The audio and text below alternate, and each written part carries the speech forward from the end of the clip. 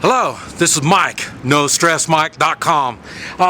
Want to talk about a three-man militia, and in Pacific, I want to talk more on the food preparation. In other words, preparing the food, storing the food, getting the food, all this type of stuff. Now, the reason why I'm even mentioning this, since I went to the States, and a lot of people have been watching my videos, and a lot have been asking me about the food. How much food, what kind of food, you know, where they're supposed to put all this food, and how are they going to prepare it, and all this stuff. And so that's right that they're asking all these questions. The thing is, they're asking the wrong person. You don't ask me. The reason is, I don't live in your community. I don't live in your house. I don't know how you're going to store your food. I don't know what kind of food. Dehydrated, freeze-dried, canned. You know, I really can't. I can't tell you this type of stuff. These are the things that you need to be thinking on.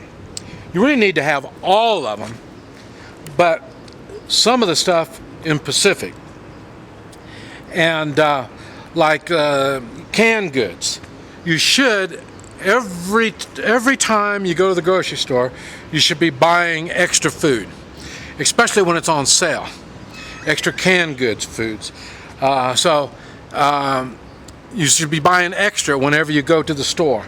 When you go to like Dollar Tree, or you know, one of these other kind of stores, and these discount stores, and they have some food, and you're buying other stuff, just go on and buy a little extra food to go with it. The reason is, just common sense tells you, if you lose your job and you have 6 months worth of food sitting there, then losing your job isn't quite so disastrous. And I know you're saying, well, I'm not going to lose my job. I've got a secure job. Another thing is, I go to disasters. I've been to just the recent ones. Moore, Oklahoma, 2 years ago. I was there, and many people lost their jobs. And it had nothing to do with a secure job or not. It had a lot to do with the tornado. And so that's one. And in 2006, down here in Central America and Mexico, they had a big hurricane, and lots of people lost their jobs on that. And it was because of the hurricane. So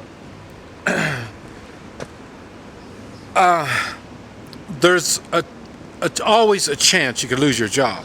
That doesn't even include getting sick and stuff like that.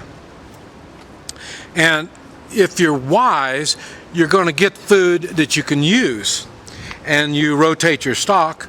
And that's what the whole idea of this is, to learn how to do all this. But one of the funny things was, I was talking about my community. My community, it's been thought out already, and I've applied those ideas to talk. In other words, I came up with ideas.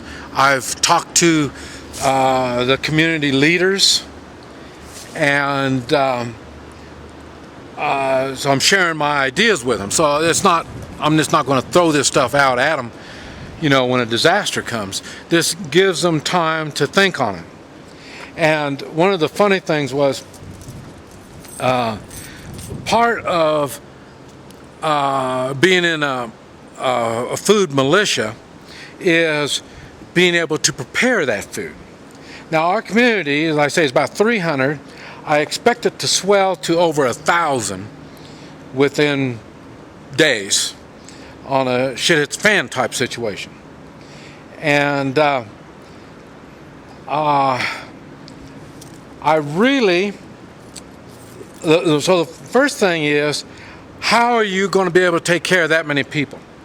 For one thing, all these kind of people, that's the first problem that the people I was talking to, the first thing they were thinking of, well, okay, in my house, okay, there's 3 of us, and we're going to have family members and some friends come in, so there's going to be 12 of us, and I'll be able to feed them and I'll be able to take care of them. Well, see, they have that idea. That sounds good if somebody loses their job. It sounds good if it's a tornado or something hits or something like that. That sounds good. But on the really big, blown way out of proportion kind of crap that high possibility is going to happen, and stuff like that could be coming under economic downfall of the United States. I mean, when the dollar, like I say, I don't know how y'all don't see all this going on right now in the United States, but it's really bad. And so when the dollar collapses, I'm not sure how all this is going to happen and how all the people are going to react to it. Other than they're all going to be looking at the government for support. And anything massive like that, in our community, we will not be looking for the government for any kind of assistance. And we're talking about a big, massive shit hits fan type situation. Now, what we're going to do is now we've already got a community center in our area, in our little community. So we've got a place. We've got the generators. We've got the means to make this kitchen operate, and it's got all the necessary items in the way of tables, dishes, all this kind of stuff to keep feeding people throughout the day. And so we've got the equipment and the place to do it, where we're going to get the food. This is something that you need to be thinking on now. And I mentioned it to the people there that I was with, and I said, oh, well, everybody's going to give us food. And then the one says, I'm not going to give you my food. And so, and then he says, and there's going to be others like me that aren't going to give you their food. And I said, well, it's okay. It doesn't make any difference. The thing is, you can't cook your food. You won't be able to take care of your food. You won't be able to do nothing, because in this type of situation, your physical presence will not be in your house. Your physical presence will be where it's needed in the community, because we have a community that we have to take care of. And he says, well, what are we going to do for food then? And I said, the kitchen will be making the food. And he says, but I'm not going to give you my food. And then just right after he said that, we had another person come join us. And he says, well, boy, food. He says, you can have all my food. He says, I won't have any electricity anyway. I won't have any propane. I won't have the means to prepare my food. I won't have the means, the refrigerators and freezers won't be able to do it. So you can have it. Okay? Now, in our community center, they will have operating freezers and refrigerators. So we have a place to go with the food. So, in other words, right from the very start, we're going to have a lot of food. There'll be a lot of people that are going to be giving us food right off the bat, because it's spoiling anyway. And like I say, once they understand the situation is massive, and they're going to understand that within hours, and they will have work to do. That's why we have a camp manager. And the camp manager will make sure that the security is taken care of, the kitchen's taken care of, medical needs are taken care of, everything. That's what his job is going to be. But one of those jobs is he's going to be pointing at somebody and saying, we need a kitchen up and running, feeding people. People have got to be fed. They have to be taken care of because they are working. They are out doing different things that need to be done. They're not going to be sitting in their homes waiting to see if this is going to blow over. They're going to be doing something.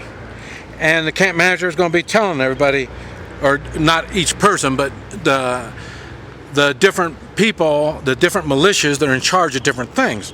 And one of them is going to be in food. So the camp manager is going to tell the people in food, get this thing up and running and get it going. Okay, now the people in the food, they are going to have to find this food. And so they're going to be in charge of the logistics on food, where to get food. So the first and easiest is, like I say, refrigerators. Refrigerators and freezers.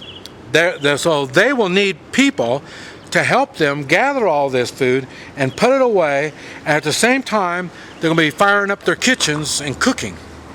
So they're going to be serving people and taking care of people. So all this has all got to be taken care of ahead of time.